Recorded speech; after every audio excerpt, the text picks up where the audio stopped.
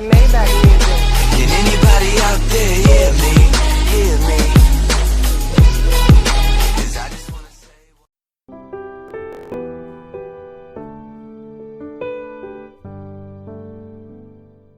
प्रीति और रंजू के आने के बाद भुवन नीचे उतर आया था। उसके दिमाग में अब प्रीलिम्स की परीक्षा की तैयारी ही घूम रही थी।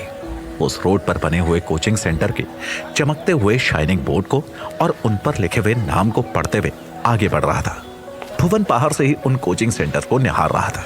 वो किसी भी कोचिंग में अंदर जाने का साहस नहीं जुटा पा रहा था। उसे यही समझ नहीं आ रहा था कि वो अंदर जाकर बात क्या करे। उसे अभी तक इस विषय में कोई ज्यादा जानकारी नहीं थी। भुवन निरुद्देश्य सही इस वक्त उस रोड पर घूम रहा था। उसके मन का असमंजस और उतावलापन ही इस वक्त उसे बाजार में खींच लाया था। लेकिन अब बाजार में आने के बाद उसे समझ ही नहीं आ रहा था कि वो अब क्या करे। जब जिंदगी में कोई नई शुरुआत करनी होती है तब मन इसी प्रकार की स्थिति से रूबरू होता है। मन में हजार दुविधाएं होती हैं, लाखों आशंकाएं होती हैं। ऐसे वक्त पर किसी के मार्गदर्शन की आवश्यकता पड़ती है। लेकिन भुवन तो इस भरे पूरे शहर में बिल्कुल अकेला था। उसे दिशा दिखाने वाला भी कोई नहीं था। घर से आए हुए उसे 2 दिन हो गए थे, लेकिन अभी तक उसने सिर्फ एक बार ही ट्रेन से उतरकर काका से बात की थी। उसने फैसला किया कि आज रात को वो माई बापू से भी बात करेगा और उन्हें बता देगा कि उसके रहने खाने का ठिकाना हो गया है। वे किसी बात की चिंता ना करें। इन्हीं ख्यालों में खोए हुए भुवन के कदम वापस अपने कमरे की तरफ बढ़ गए। अंधेरा घिराया था, लेकिन छत पर चलने वाली ट्यूब ने छत को रोशनी से सराबोर कर रखा था। उसी दूधिया रोशनी में वो तीनों देवियां इस समय चटाई बिछाकर बैठी हुई थी। हमेशा की तरह से प्रीति ने एक सिगरेट सुलगाई हुई थी।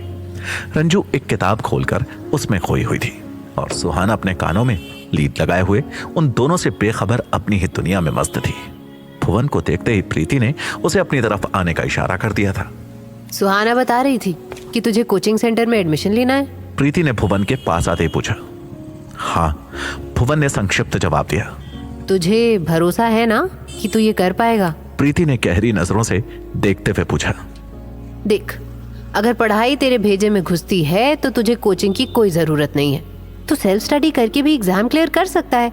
और सुहाना बता रही थी कि तुझमें कुछ कर गुजरने का जज्बा है, इसलिए हम तीनों ने डिसाइड किया है कि हम तेरी हर संभव मदद करेंगे। पता नहीं एकाएक उन तीनों का दिल कैसे पिघल गया। मुझे कुछ नहीं पता कि इस परीक्षा की तैयारी करनी कैसे है, इसलिए इस बार तो कोचिंग मुझे लेनी ही पड़ेगी प्रीति। एक बार मेरे भेजे में इसका पैटर्न घुस गया तो हो सकता है कि फिर मुझे मेंस के लिए कोचिंग की जरूरत ही ना पड़े। भुवन ने आत्मविश्वास भरे से स्वर में बोला। शाबाश मेरे शेर, तेरी बस इसी बात से लग रहा है कि दम तो है तुझमें। फिर कुछ तुझे हम बताएंगे और कुछ कोचिंग वाले बताएंगे। अभी प्रीलिम्स की परीक्षा मार्च में होगी, तो अभी 4-5 महीने का समय है तेरे पास। कल मेरे साथ चलना कोचिंग में। यहाँ के सबसे बेस्ट बंदे से तुम्हारी कोचिंग करवाएंगे। प्रीति ने भुवन के कंधे पर हाथ रखते हुए कहा। प्रीति के छूते ही भुवन के शरीर में एक सिरहंसी दौड़ गई। देख, पढ़ाई के मामले में मैं तो फिसड्डी हूँ। बस शौक में आ गई कि IAS की तैयारी करनी है, लेकिन 2 साल से बस माँ बाप का पैसा ही बर्बाद कर रही हूँ।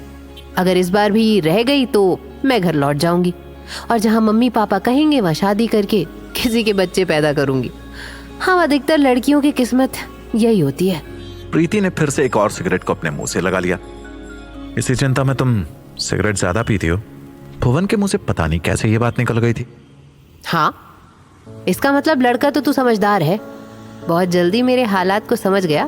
प्रीति ने सिगरेट का धुआं उड़ाते हुए कहा। तुम इस वक्त निराशा में घिर गई हो और मेरी समझ में तुम्हारी सबसे बड़ी समस्या तुम्हारे भेजे में पढ़ाई का नहीं घुसना नहीं है, बल्कि ये निराशा है। जिस दिन इस निराशा से छुटकारा पालोगी उस दिन जिंदगी की हर परीक्षा पास कर लोगी।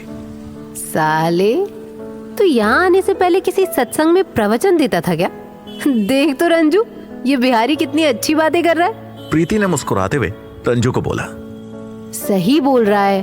तुमने अपने दिमाग में इस बात को बिठा लिया है कि तुम ये सब नहीं कर सकती हो। एक बार अपने दिमाग से ये बात निकाल कर ये बोलो कि तुम कर सकती हो, फिर देखो तुम्हारे सारे रास्ते अपने आप खुलते चले जाएंगे। रंजू ने भी भुवन की बात का ही समर्थन किया था। चल फिर, इसी बात पर तू आज रात का खाना हमारे साथ खा लेना। प्रीति खुश होते हुए बोली। खाना तो मैंने बना रखा है, सुबह ही दोनों वक्त का बना लिया था। भुवन ने प्रीति को बोला। ठीक है, फिर तू अपना खाना भी यहीं ले आ, हमारे साथ ही खाना खा लेना, खाते हुए कुछ और बातें भी हो जाएंगी। प्रीति अब कुछ ज्यादा ही भुवन पर मेहरबान हो रही थी। अरे मुझे खाना बनाना नहीं आता, बस ऐसे ही कच्चा पक्का बना लिया था। तुम सब लोग खाना खाओ, मैं देर से खाऊंगा, भुवन ने पीछा छुड़ाने के अंदाज में बोला। चलो फिर तुम अपने कमरे में बैठकर ये करंट अफेयर की बुक पढ़ो। ये बुक तुम्हें हर महीने खरीदनी है और अपडेटेड रहना है। इसके अलावा रोजाना अखबार पढ़ने की आदत डाल लो। ये छोटी छोटी टिप्स हैं जो तुम्हारे बहुत काम आएंगी। रंजू ने अपनी बुक को उसकी तरफ बढ़ाते हुए बोला। भुवन ने उस बुक को पकड़ने में पल भर की भी देरी नहीं की। और सुन, अखबार पर पैसे बर्बाद मत करना, जो अखबार हम मंगवाते हैं वही तू भी पढ़ लेना। प्रीति ने उसकी तरफ देखते हुए बोला। मुझे तो परदेश में तुम लोग भगवान के समान मिल गई हो, इतनी बातों के बारे में तो मुझे कोई जानकारी ही नहीं थी, भुवन ने कृतज्ञ स्वर में बोला। बस आज के लिए तुम्हारी इतनी ही क्लास काफी है। अब तुम अंदर जाकर इस बुक को ध्यान से पढ़ो, फिर कल कोचिंग और तुम्हारे सब्जेक्ट की किताबें भी दिलवा दूंगी। रंजू ने भुवन को बोला। भुवन सहमति में सर हिलाता हुआ अपने कमरे में चला गया। सुहाना अभी भी अपने कानों में लीड लगाए हुए मस्त थी। उसे पता ही नहीं था कि उन तीनों के बीच क्या बात हुई थी।